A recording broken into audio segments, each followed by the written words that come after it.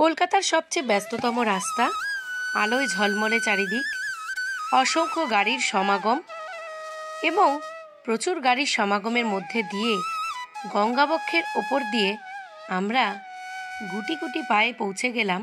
না, পায়ে নয়, আমরা এখন আছি ট্যাক্সিতে। তো সেই ট্যাক্সিতে করে পৌঁছে গেলাম হাওড়া স্টেশনে। আমার কিন্তু এই হলুদ ট্যাক্সি চড়তে ভীষণ ভালো লাগে। তো তাই জন্য এই হলুদ ট্যাক্সিতে করে হাওড়ার ব্রিজের মধ্যে দিয়ে যাওয়ার মধ্যে একটা আলাদা আনন্দ আছে। এখন আমরা হাওড়া থেকে রওনা দিয়েছি মানে দুন এক্সপ্রেসে যাচ্ছি আমরা। তো চলো কোথায় যাচ্ছি সেটা তো অবশ্যই তোমাদের সাথে বলবো। টাইটেল আর থাম্বনেল লিখে তো তোমরা বুঝেই গেছো। সকালবেলা চা খাবো, ট্রেন দাঁড়িয়ে আছে, তো চা খাবো, খেয়ে আবার ঘুরবো। ঠান্ডাটা জাস্ট এক্সট্রিম লেভেলে, প্রচন্ড ঠান্ডা। এই ঠান্ডা কেমন? ঠান্ডা ভালো, ঠান্ডা আছে আমাদের কলকাতা থেকে খুব ভালো ঠান্ডা। ট্রেন থেকে নেমে চা খাওয়ার মজাটাই কিন্তু আলাদা, কিন্তু প্রাণে অনেকটা ভয়। গুড মর্নিং কেন বললাম, কারণ সকাল হয়ে গেছে। আর তোমাদের সাথে শেয়ার করি এই চাশমিশটা পরে কেমন লাগছে সেটা একটু কমেন্টে বলতে চাই। হ্যাঁ, ভালো লাগছে বলছে। তো আর বাইরের ওয়েদারটা দেখো, জাস্ট মনে হচ্ছে কুয়াশা যেন একদম ঢুকে আসছে ভেতরে। এত সুন্দর একটা ওয়েদার, মানে কিছু বলার নেই। বাইরে দিয়ে কুয়াশাগুলো ট্রেনের মধ্যে চলে আসছে। বেনারসে যাচ্ছি সেটা তোমরা টাইটেল আর থাম্বনেল থেকে তো বুঝেই গেছো।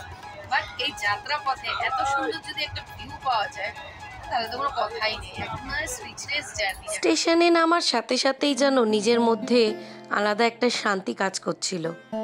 এই বেনারস শহর যা আধ্যাত্মিক একটি শহর, যা প্রতিদিন শ্বাস নেয়। কুয়াশা কি কুয়াশা, মানে আলাদা একটা ফিলিংস। তো আমরা এখন নেমে গেছি বেনারস স্টেশনে। তো এখন হচ্ছে আমাদের হোটেলে যাওয়ার পালা। তো ভীষণই সুন্দর একটা ওয়েদার, এত ভালো লাগছে, মানে কি বলবো, কান্ট এক্সপ্লেন, মানে কিছু বলার ভাষা নেই, এত সুন্দর।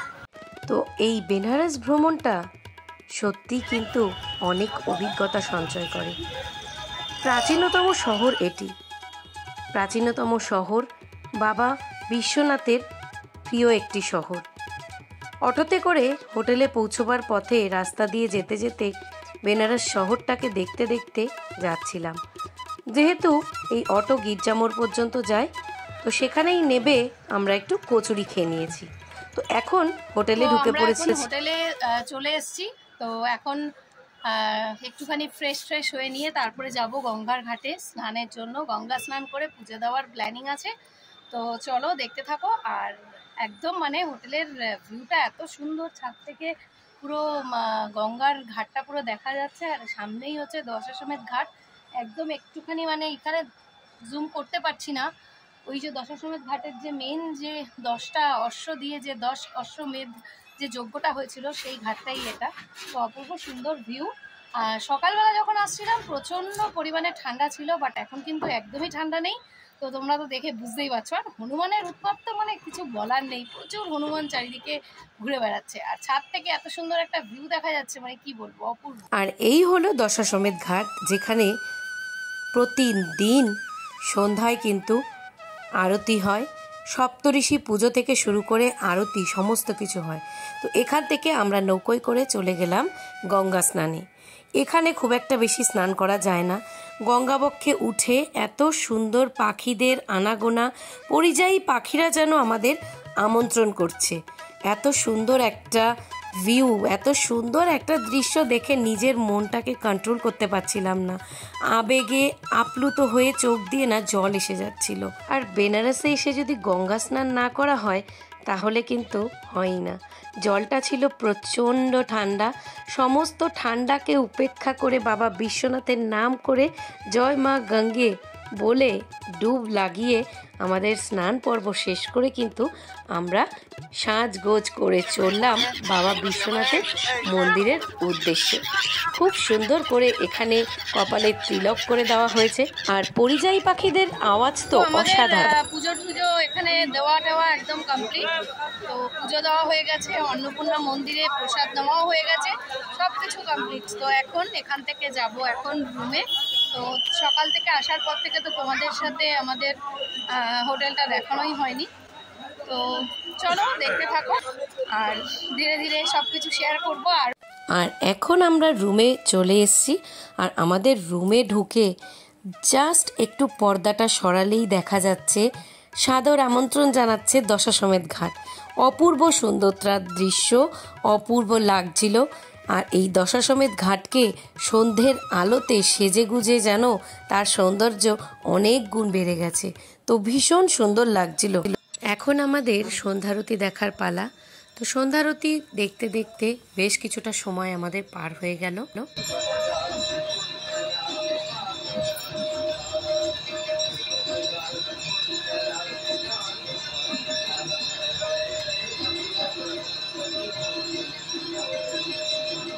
কোথায় আছি?